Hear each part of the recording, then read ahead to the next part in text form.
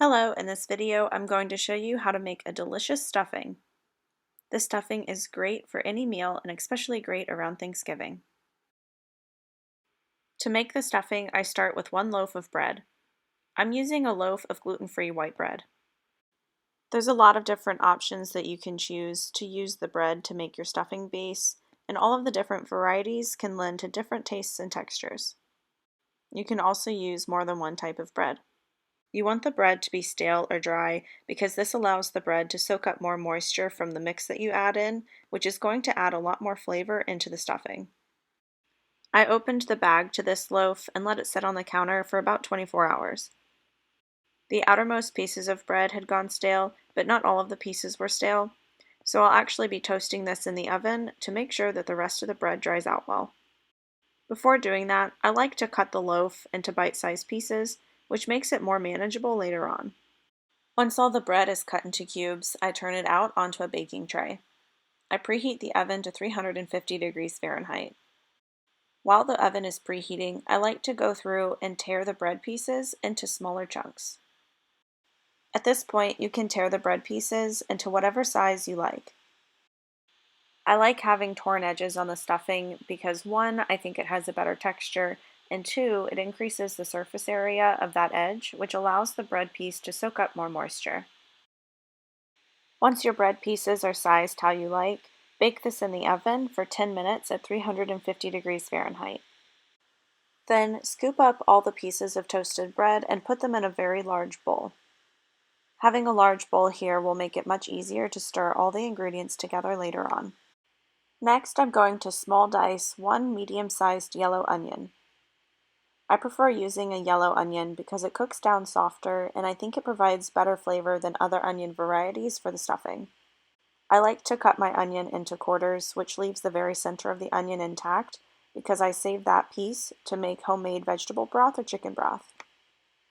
I melt 2 tablespoons of butter over medium heat and then slide all of the onions into that skillet. I let these onions start to cook down while I small dice celery. I like to use a pretty even ratio of celery and onion, so I typically use between 4 and 6 stalks of celery just based on how large the onion is. I like to split the celery into 3 or 4 pieces before small dicing. I prefer very small pieces of celery and onion, but of course you can dice these into whatever size you like. I let the onion and celery cook down for at least 10 minutes. At this point, the onion should start to be translucent, but should not be fully browned. Towards the last minute of cooking the onions and celery, I like to add in the spices. This allows the spices to toast a little bit in the butter before I add in all the remaining ingredients. You can use fresh or dried herbs here. It's the middle of November, so my herb plants I've already pruned in order to go dormant for the winter. Therefore, I'm just going to use dried herbs that I've already harvested over the summer. I add 1½ teaspoons of sage, 1 teaspoon of thyme, 2 teaspoons of rosemary. The rosemary that I add is in very large leaves, so if you have very small leaves of rosemary, I would recommend decreasing that to 1 teaspoon. I add 3/4 teaspoon of garlic powder, 1/4 teaspoon of nutmeg, 1 teaspoon of salt, and a ½ teaspoon of white pepper. I stir all the herbs and spices together and let this toast for about a minute before I add in the salt and white pepper. Once I add in the salt and white pepper, then I stir everything together again.